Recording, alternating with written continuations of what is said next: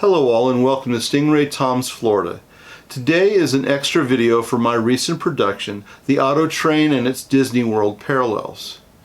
Sometimes I make additional videos when I have information that I think is useful to share but might not fit well in the main video. A couple of the magazines in the archive that cover the Auto Train provide details about the types of locomotives and cars that were used. It may not be for everyone, but I thought I'd read excerpts from the articles in this video. Rail fans should find it interesting, hopefully.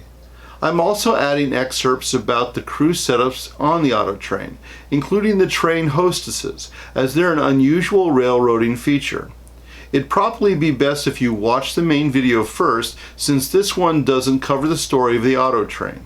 I hope you enjoy the video.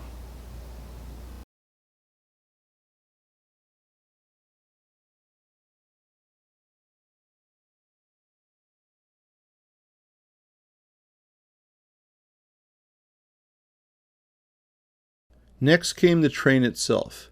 Auto Train settled on General Electric U-36B locomotives, largely because GE could promise early delivery. It agreed to buy 5 of the 3,600 horsepower units, 2 for each train plus a spare, for a total price of $1.4 million. Auto Train then grabbed some of the choicest passenger cars in the country, 13 full-length Santa Fe Dome coaches, 2 of which it has made in the nightclub cars, after Amtrak could not meet Santa Fe's price for them. The price about $135,000 each. Other purchases included 28 fully enclosed bi-level auto carriers from Canadian National, 7 half-dome coaches from Western Pacific, of which 3 are being converted into children's entertainment and babysitting cars, 5 SCL twin-unit diners, former ACL, former CNO, split into 5 buffet cars and 5 storage dormitory cars, 3 Santa Fe steam generator cars, 6 Santa Fe 4-bedroom, 4-compartment, 2 drawing room sleepers, and 5 Union Pacific 5-bedroom, 2-compartment, 2 drawing room sleepers. Auto Train contracted with Pullman Standard in Chicago to redecorate and refurbish all its equipment. Although officials have been closed-mouthed about the exact costs, the cost of overhauling the Santa Fe domes alone is understood to have come to about $100,000 per car. The auto carriers were given high-speed passenger trucks and tight-lock couplers. Every passenger carrying car got an individual diesel-powered generator and had much of its electrical system rearranged, partly for easier maintenance. Auto Train was put on the rails mainly by 6 men who had no previous railroad operating experience. Only 2 of them had had any railroad experience at all. Although Garfield had been in the Department of Transportation, he had never worked for a railroad. Auto Train's most experienced railroader was K.L. Howes, who has already retired as the company's vice president operations. He was brought in to give a solid base of experience while Auto Train was being formed. Howes had been the Seaboard Coastline's senior assistant vice president for passenger traffic. The only other official with railroad experience is Melvin F. Clemens, Howes' successor as Vice President Operations, who was in the SCL's passenger department in Miami and Jacksonville for 6 years, and was in charge of service and sales for the Florida Special before coming to Auto Train. Richard H. Tolbert, Auto Train's Executive Vice President, was a stockbroker.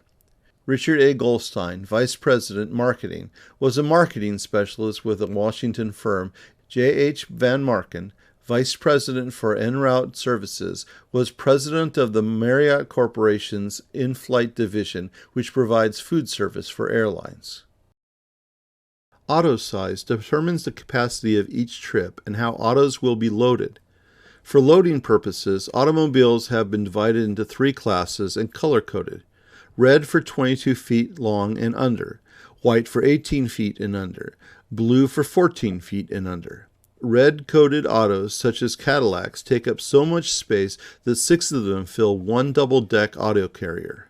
A total of 8 white-coated cars, example full-size Chevy and Fords, will fit, and 1 auto carrier will take 10 of the blue-coated compacts.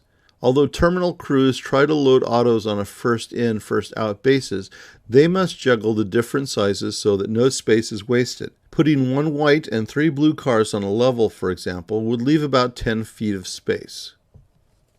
According to Operations Vice President Clemens, an exceptional number of big cars are showing up. You wonder if people just don't go out and buy Cadillacs to carry along, he has said. Since the capacity of the train is determined by auto size, there is no way to determine the average capacity. Assuming a load of 14 auto carriers, it would lie somewhere between a low of 84 autos and a high of 140. An average train would have a passenger capacity of about 270 in 4 51-seat coaches and 3 sleepers. The auto carriers have full opening end doors with ramps to allow autos to be driven to the end of a cut of carriers. In addition to a regular railroad crew, the auto train carries its own crew of 16, not counting the accordionist or pianist who works in a nightclub car. There are a mechanical supervisor, a train service director, 2 assistant train service directors, and 12 hostesses. Except for the mechanical supervisors, the crew is made up of young people who had little contact with railroading before joining Auto Train. The oldest train service director is 27, the youngest 23. The train service director is in charge of all aspects of train service except mechanics and train operation.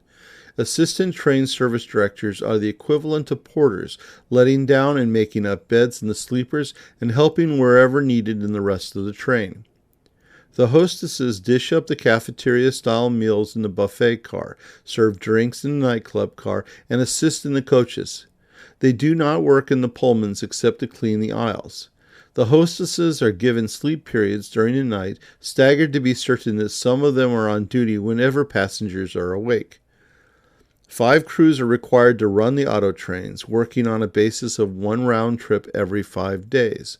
Most crew members have a night off in Florida and 2 nights off in Washington, although some choose a quick turnaround in Florida, leaving the night of the day they arrived. Many of the hostesses have had airline experience.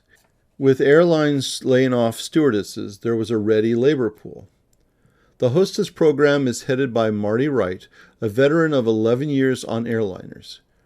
Her assistant, Janine Lejoigny, has had 5 years airline experience, but a number of the first hostesses had no experience at all and were trained on the job. Laura Reagan, for example, was an artist with a department store in Arlington, Virginia. Janet Price is a British citizen who was working on the Auto Train Reservations Bureau when she applied for a job as hostess. Hulda Cherry's previous employment was a secretary. Railroad experience is rare because there are few railroad stewardesses, but 2 of the girls, Hannah Webb and Melanie Beasley, are on their 3rd railroad job. They are the only hostesses who have worked for a railroad. They were stewardesses on the Florida Special, for Amtrak, and for Auto Train. Both rank Auto Train as the head of their list of employers, although they have fond memories of the SCL's premier winter train. I loved the Florida Special, Hannah said recently. Since I was the only girl that ran the whole show, I got to know the passengers. They treated me like a queen bee. Applicants must be at least 5 feet 5 and between 21 and 30 years old. The pay is at about $700 a month. Starting March 1, 1995, the appearance of the auto train changed dramatically.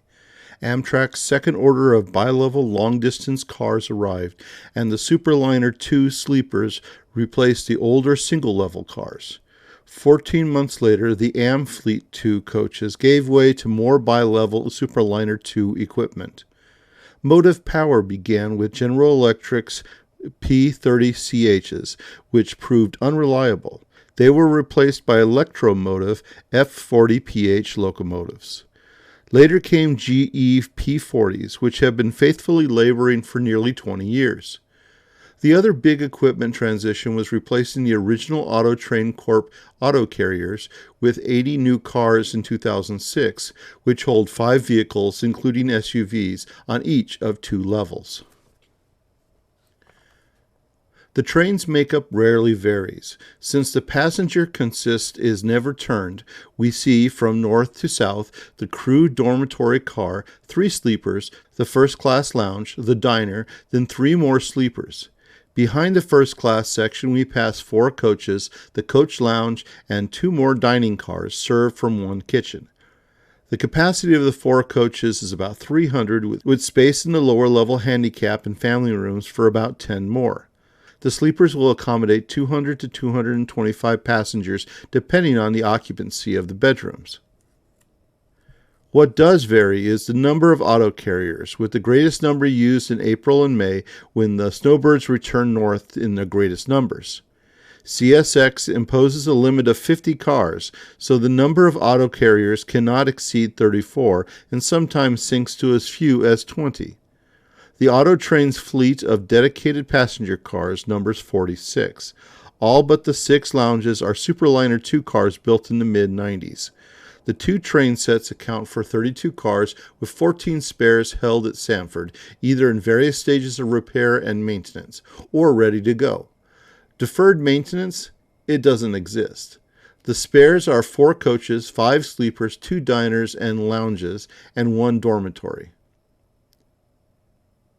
Crew makeup and scheduling are unique to the auto train. The crew count can vary slightly according to season passenger loads, but typically in addition to the onboard chief, there are 6 sleeper attendants, 2 lounge service attendants, 2 diner-led service attendants, 3 chiefs, 2 food servers, 6 service attendants, and 1 coach attendant, for a total of 23. Crew members fill in at other positions as needed throughout the trip, when specific workloads rise or fall. All onboard crew members are based at Lorton, and their duty cycle consists of 1 round trip, then 2 days off, so that the cycle repeats every 5th day. In addition to the 5 crews, there's an extra board of 36, all of whom are cross-trained to work in all positions, including chief.